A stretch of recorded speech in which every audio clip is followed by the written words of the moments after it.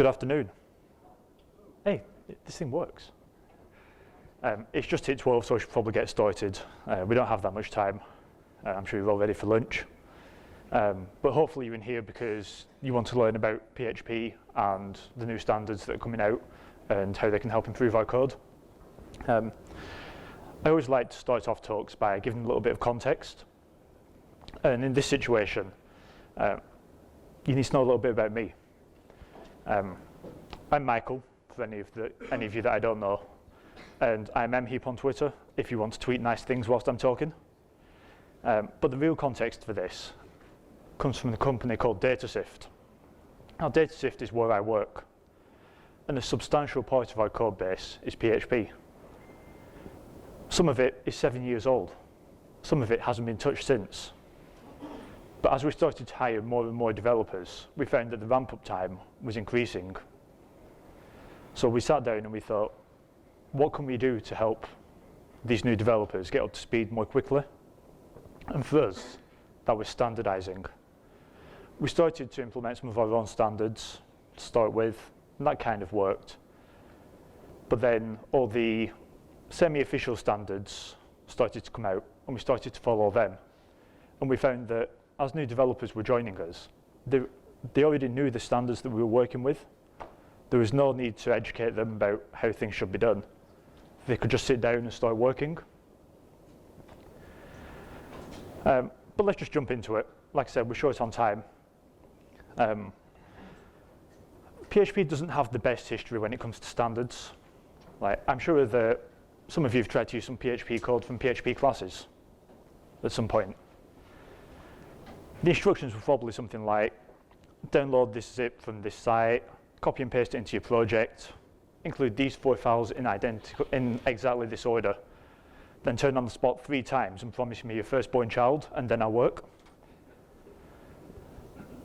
Nowadays, we have Composer. Now, I'm not going to go into detail about Composer. There's going to be a talk about it later on today, which I'd advise you going to. That talk's by Jordi, the lead developer of Composer, so he's much better qualified than I am to talk about it. But what Composer is it's a dependency management tool. You specify what you need in your application in a config file, and it goes off and it fetches it, and it downloads, and it makes it available for you. It's much lower effort than downloading everything by hand. As well as that, it does some other stuff. It can be used as a task runner, which could be useful if you start to run the same commands over and over. You can alias that as a Composer command. But as I mentioned, go to Jordi's talk later, learn about Composer. It's awesome. What I would like to focus on today is the FIG, or the Framework Interoperability Group. It's a group that releases the PHP standards recommendations, or as I'm going to refer to them, PSRs for short.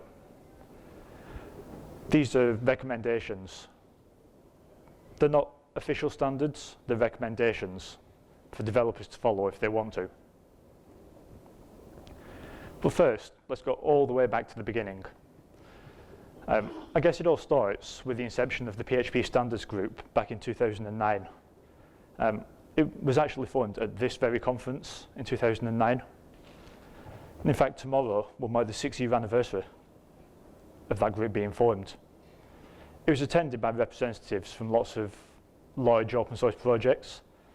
And during the meeting, they primarily discussed the autoloading standard and how we could standardize that across all the different frameworks.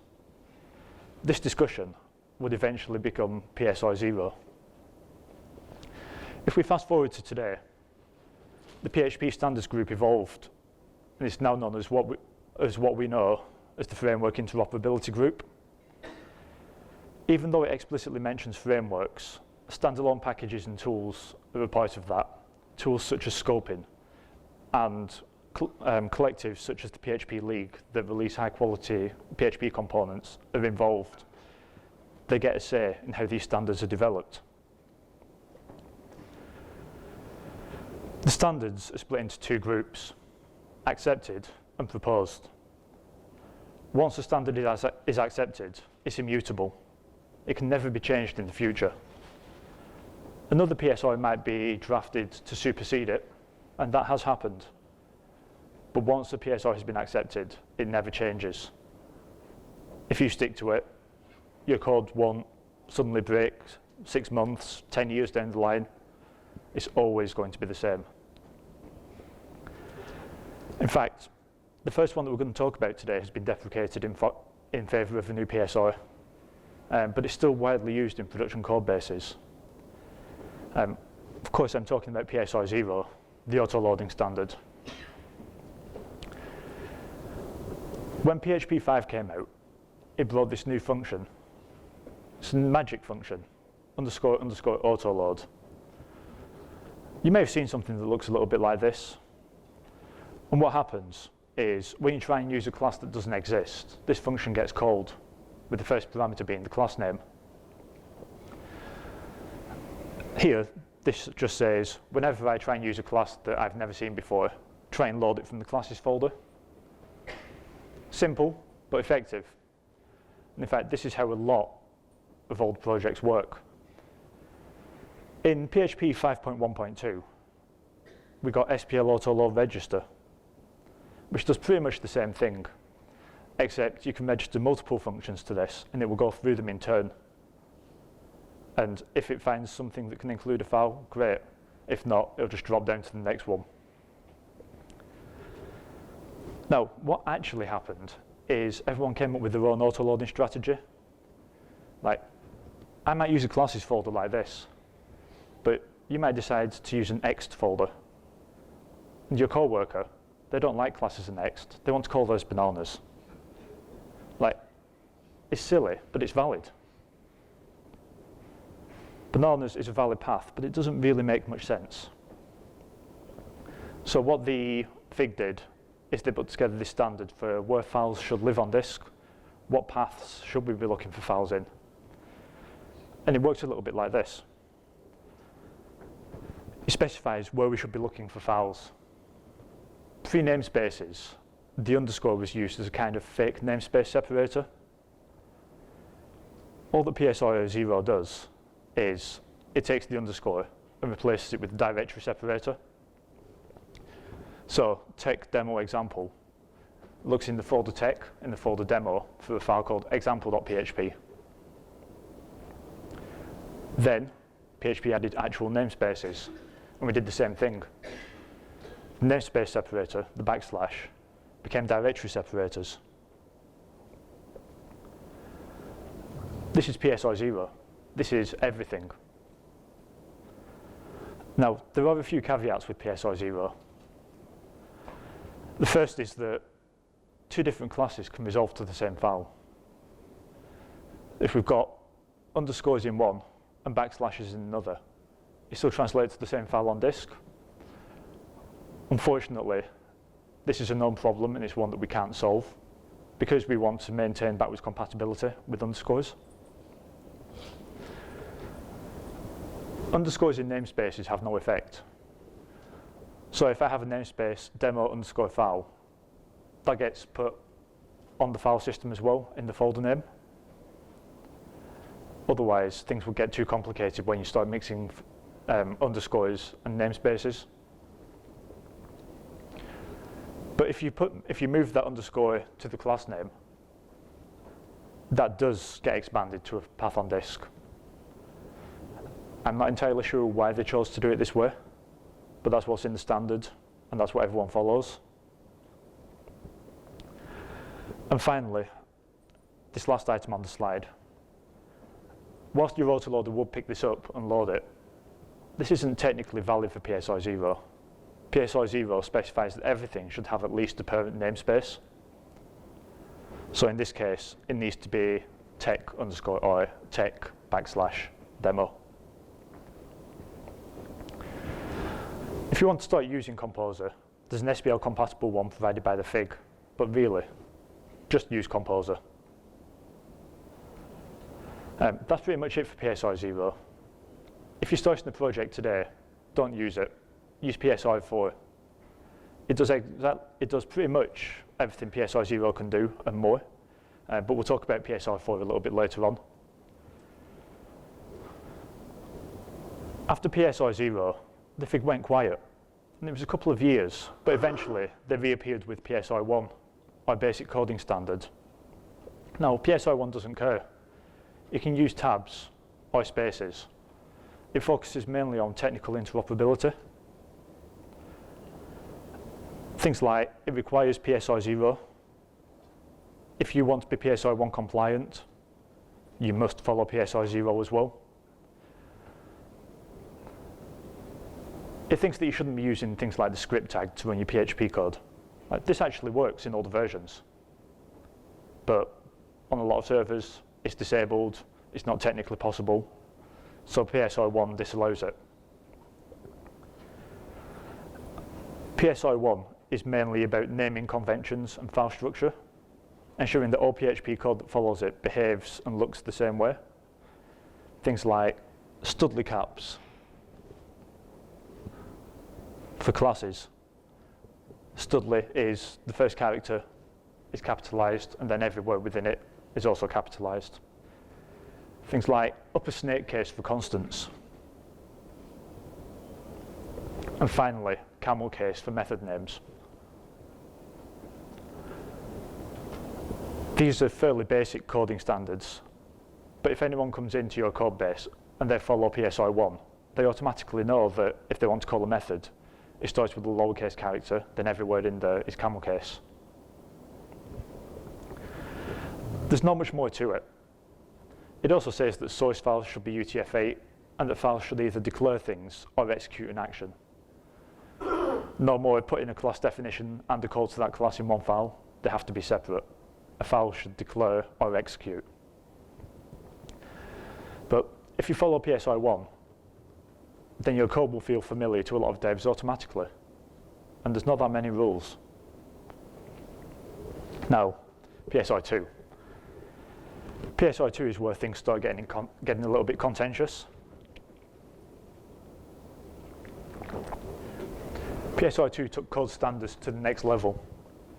And the idea behind it is that all code should look as though it was written by the same person.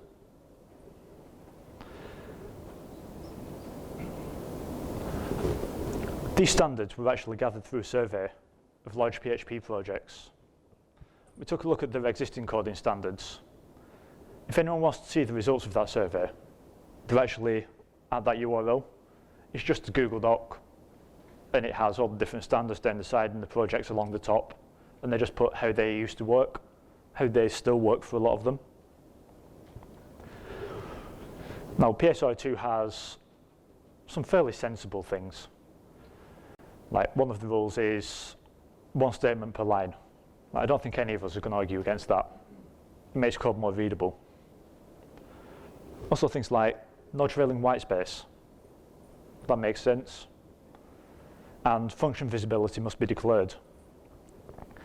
That means that when you're declaring a function in a class, you don't actually have to say whether it's public, private, or protected.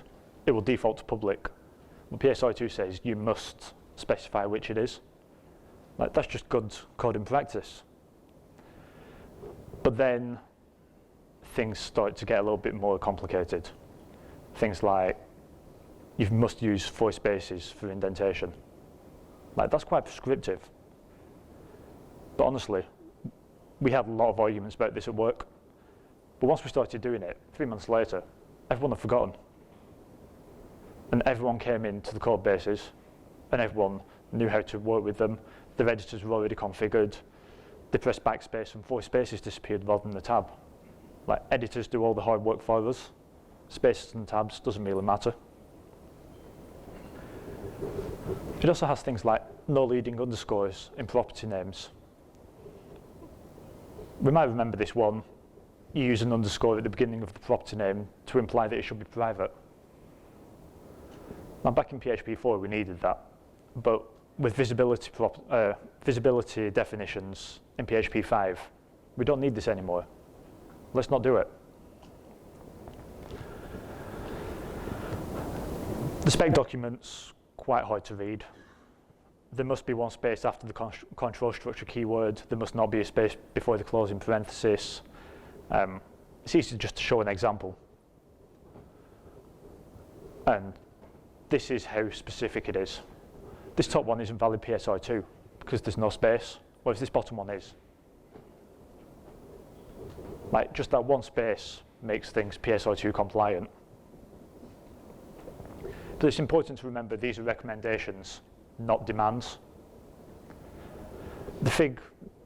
What the FIG does is for those willing to follow the recommendations. In fact, a lot of the FIG members' projects, they don't follow PSI2 themselves. They still have their own coding standards. But we're not in the FIG. We're working for companies, we're serving clients, and we're getting new people coming in all the time to work with us. If we all follow PSI2, then it'd make life a lot easier for people moving between jobs.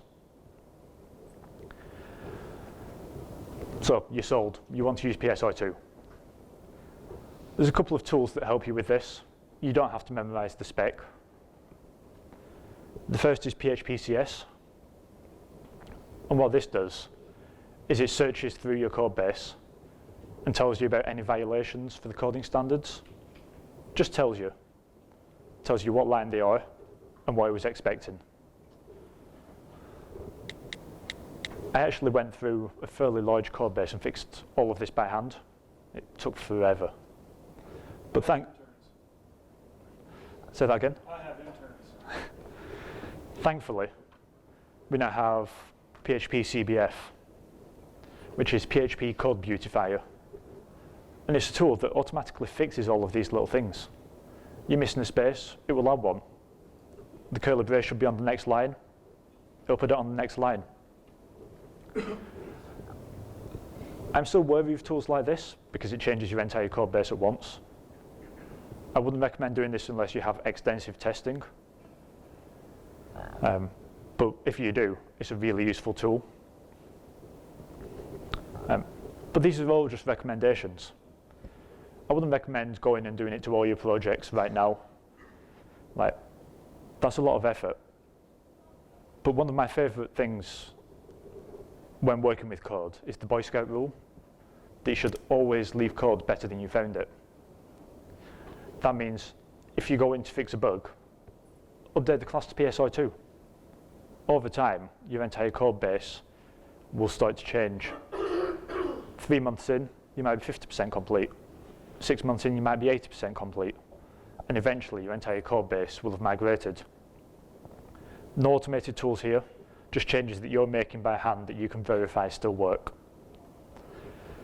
That brings us to a close on PSI2, which takes us to PSI3, the logger interface. Now this is an interesting one. It's the first PSI that actually shipped code. There's a logger interface available for you to implement that follows the PSI3 spec. Now, another interesting thing about this PSI is that it passed with 18 yes votes and 0 no votes. There were 8 projects that abstained, they didn't vote. But no other PSI has been this clean. Like, everyone wanted this. It's based on RFC 5424, or more commonly known as syslog. And syslog has 8 levels available, going from the most important at the top to the least important at the bottom. Emergency means that you should jump out of bed, don't even bother finding clothes, just get a laptop and get fixing. Whereas debug, it might be quite useful during development, but you don't even want to see these in your staging environment, never mind production. Each of these levels is defined as a method name in the spec. So to log an info level message, you just call the info function. The same for alert. Just call the alert function on the logger. You can even specify additional data that should be logged with it. So in this case, I'm logging the user ID. Depending on where these logs get sent to, that additional data will be saved in a different format. If you log into a file, it'll be turned into a string. If you log into a database, it might be logged in a certain table. Like, it's up to the transport that you use for the log. But being able to save that additional metadata makes being able to identify what's going on much, much easier. I'm convinced. I really want to use this. Monologue was one of the first, if not the first, project to implement PSI3 compliance. Although now I've said that, I seem to recall that the Aura logging package beat it by a day or so. Anyway, it was one of the very first to update to PSI3.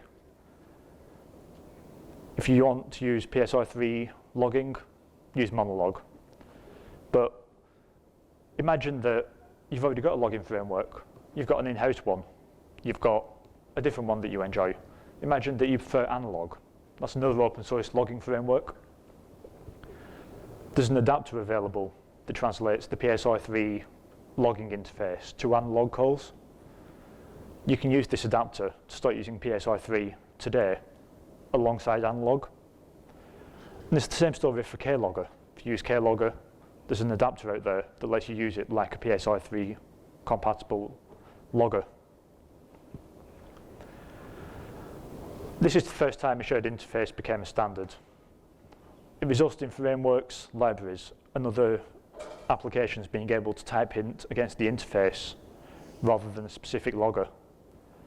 This is great, as it means if a new logger comes out and you want to swap to using that, you just change what is injected.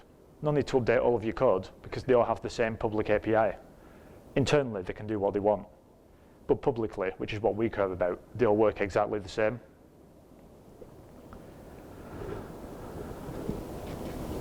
We're back to PSI4. I mentioned this earlier. This is auto-loading again.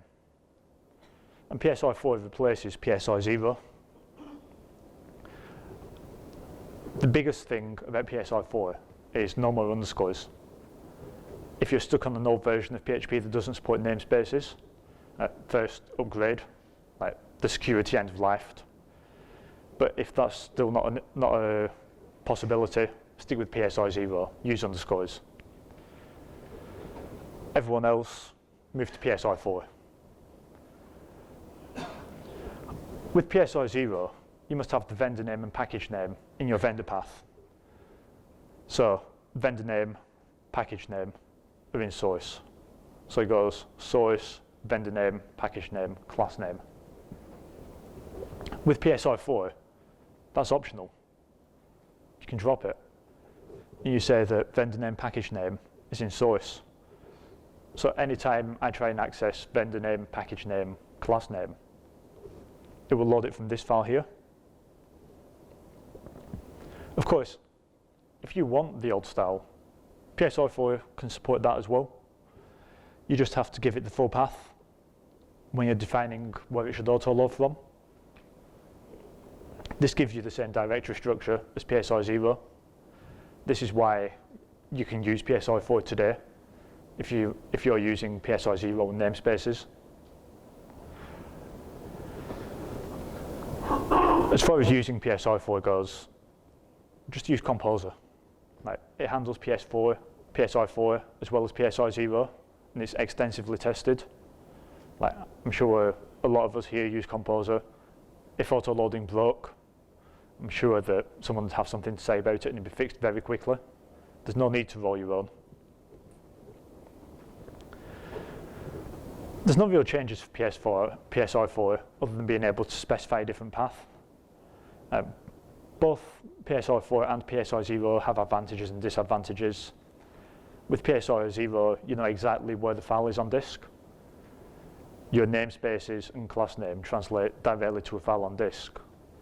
Whereas PSI4 gives you a little bit more flexibility where you place your code. Personally, I use PSI4 like I use PSI0. I mirror the namespace and class name as a file on disk. That's PSI4. PSI5. Oh, what happened to number 5? PSIs are allocated a number when they're proposed, not when they're accepted. It just so happens that PSI5 is still in review, whilst PSI7 was accepted before it. PSI7 was accepted 2 days ago, which, as you can imagine, made for interesting work on the slides whilst I've been here. So what's PSI7 all about? It's about HTTP. HTTP requests are a very well-defined format. They always look like this. We've got a verb, a path, a version, a host to run it against, and a body, a payload. This is a request. It always looks like this. And a response always looks like this. The version, the HTTP code, any headers, a blank line, and then the response body. Like HTTP is very well defined. But when we start to try and represent them in PHP, we all have our own ideas. We've got Symfony's HTTP foundation. We've got Zen's HTTP, or any other framework that you want to use. They all have their own representation of HTTP on top of HTTP. For something that's so well defined, why do we have all of these conflicting ideas about how it should be represented? That's what PSR 7 solves. It's a common interface for working with HTTP requests and responses. But it doesn't just do that. I mean, it does requests and responses, but it also does HTTP streaming. It knows how to work with file uploads. It supports HTTP. If HTTP can do it, so can PSR 7. Now, this is a lot like PSR 3, the logger interface, but whereas that shipped with 1, this ships with 7 interfaces. And as frameworks start to adopt PSR 7, components developed to work with HTTP will become framework independent, just like they should be. HTTP is just a data source. It's just a way to get data back to the user. Once it's come in, what happens in the middle shouldn't be dependent on whether I'm using HTTP Foundation or Zen HTTP. Like, it's just HTTP.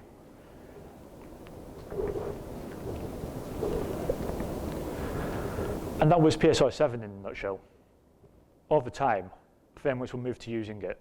But until then, we have adapters that are being created, things that translate between PSR 7 and HTTP Foundation and Zen HTTP. There are lots of common framework abstractions out there, and there will be adapters available to make them PSR 7 compliant, so you can start using PSR 7 in your app today. And that brings us to the end of the accepted PSRs. A lot of people are already following these recommendations, and they're seeing huge benefits. I'd definitely follow PSRs 3, 4, and 7. So that's logging, auto-loading, and HTTP. And I'd also follow PSR 2, unless you already have a well-defined internal standard. Now, just quickly, as we're almost at the end, I want to run through the proposed PSRs. I'm not going to go into too much detail, as they're still in review, they're still being discussed and changed. But it's good to know what's out there. So here's PSR 5. If you've ever used dot blocks in PHP, you're probably using PHP Documenter to generate documentation based on that. The PHP doc team want to make things official. They want to make it a standard. So they're working on a proposal to submit as a PSR.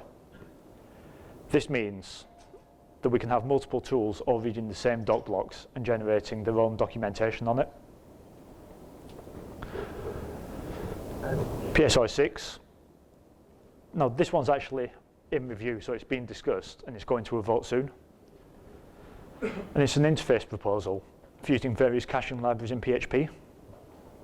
If you want to use memcache, that's fine, it'll work with memcache. But what about Redis? What if you want to cache in Redis? If you're using the cache interface, you just change out the adapter underneath. The API is exactly the same, and suddenly you're not using memcache anymore, you're using Redis. But what about an in-memory cache? You want to use that? It doesn't matter. So long as the code to access them sticks to the PSR 6 cache interface, you can use whatever you want. You could use an in-memory cache for development and memcache for production. Having a single cache interface makes this easy. PSR 8, the huggable interface. We've already seen PSR 7, so on to PSR 8. This was actually an April Fool's joke last year. It's unlikely to ever be accepted. I mean, it'd be awesome if it was, but there's not really many real-world applications of it. But it is worth going on to the PHP FIG site and reading the spec, just for the feel-good factor. Like, it determines how objects should be able to hug each other. It's fantastic. 2 more. We're almost done, I promise. PSR 9 is also to do with security issues and responsible disclosure. This PSR documents how to release vulnerabilities to the projects in question so that the maintainers can fix it, along with any additional information required. And this closely ties in to PSR 10, which is security advisories. This is about how once the issue has been identified and fixed, how do we communicate that to end users?